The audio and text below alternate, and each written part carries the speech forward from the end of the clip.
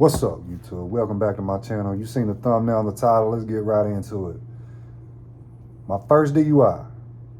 Let's talk about it. So it was, shoot, man, I want to say I was like 21. I was about 21 because I was able to buy alcohol. And it was around tax time. I had just bought this little old car, dude, for $1,000. It was a little Honda Civic two-door coupe. I remember. And it was the weekend, and I had linked up with one of my homeboys and told him, you know, we had set up some plans to hang out or whatever. So I had already started drinking earlier that day, and he was waiting on me to get there. So I had been drinking all day. It was getting late. It was already dark at this point. So I headed to where he was at. Now I had like a 35, 40 minute drive to get to where he was. So on the way there, I'm thinking, okay, I'm gonna hit back roads, stay away from the police. Cause I'm pretty sure my license was already like suspended by this time anyways.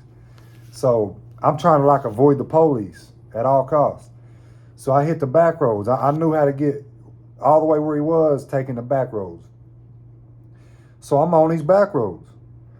Man, I don't even get 10 minutes down the road.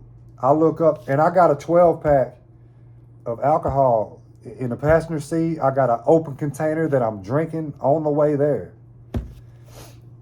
I used to always do this. You know, I was an idiot. I was kind of raised around it though. Like that's just, I was raised around it. But I'm not blaming it. You know what I'm saying? I was wrong for doing it nonetheless. But I had the 12 pack in the passenger seat, open container, had the music jamming. I just so happened to look up in the rear view and there's blue lights. I'm like, damn, dude. So I roll my passenger window down and I take the 12 pack and I throw it out the window. And then I take the beer and I throw it out the window. I get on down the street and I pull over. The cop comes running up.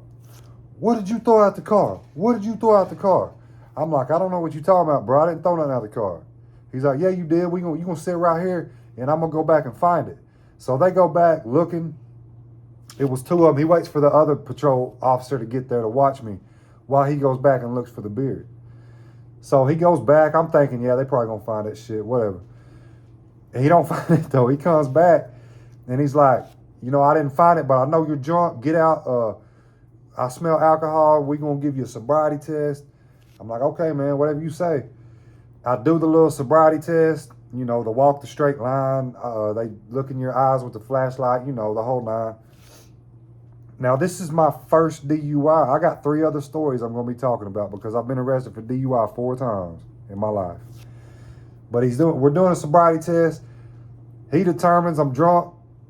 You know, make a long story short, I don't make it to my friend's house. My night gets ruined. He arrests me, takes me to jail, and that impounds my car.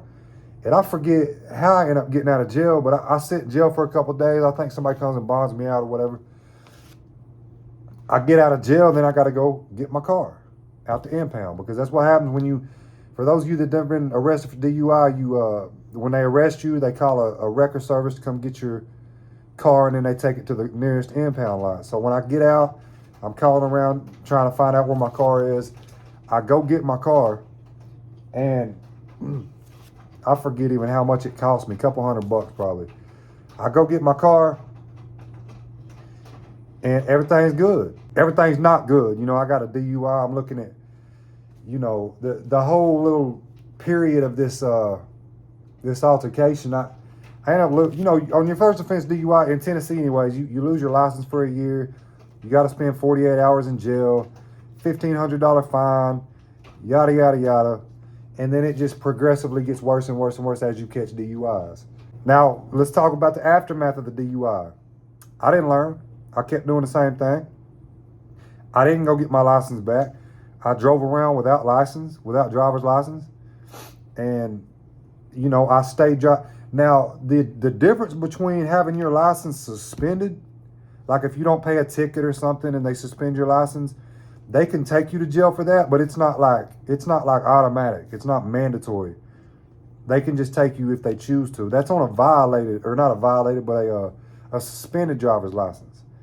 You know, a lot of times I got pulled over on suspended more times than I could count. They would just stop me to court every time. I don't think they ever took me to jail. Now, the difference between a suspended license and a revoked license, which is what they give you when you get a DUI. They revoke your license. They don't play. You get pulled over, you're automatically going to jail. Unless you're just dealing with some cool cop that ends up like not running you through the database when he pulls you over.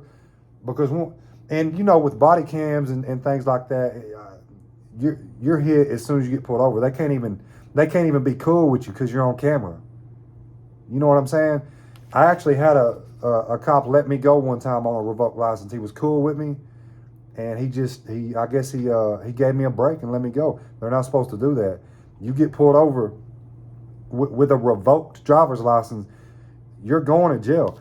And the way the revoked works, it's really like when it comes to jail time, it's the same as a DUI.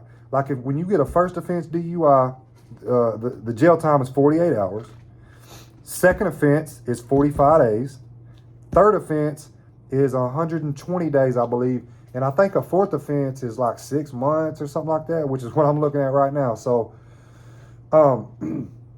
it's no different with the revoked. When you get pulled over driving on a revoke, your first offense is 48 hours. Your second offense driving on revoke is 45 days. Your third offense is 120 days, and so on and so forth. So it's, when it comes to the jail time, it's the same as the DUI, which I think is crazy, but hey man, it is what it is. That's how it is. That's how it is. So I continue to drive, you know, whatever. And to be honest, I don't remember a time when I got pulled over on a revoked. I know I did, but I can't pinpoint it. I can't specifically remember exactly when I did. But after that DUI, like I said, I continued driving, whatever. And then I went on to catch another DUI. I want to say a year later, maybe a year and a half. And that's going to be a story for you guys, because that was a wild night.